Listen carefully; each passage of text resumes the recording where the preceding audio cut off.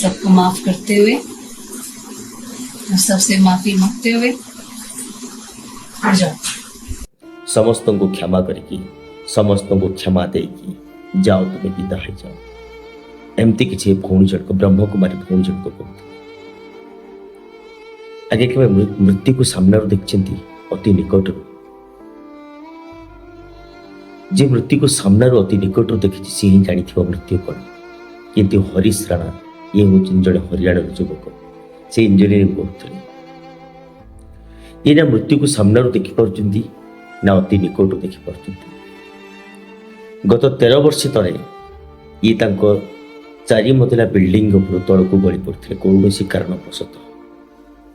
गली पड़ा पर 13 वर्ष काल से ट्रिटमेंट है 13 वर्ष काल जंत्रण से पड़ी रही किंतु कौन सी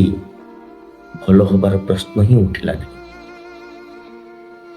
वृद्ध बापा माँ सबकि सारी निजस्व एमती भी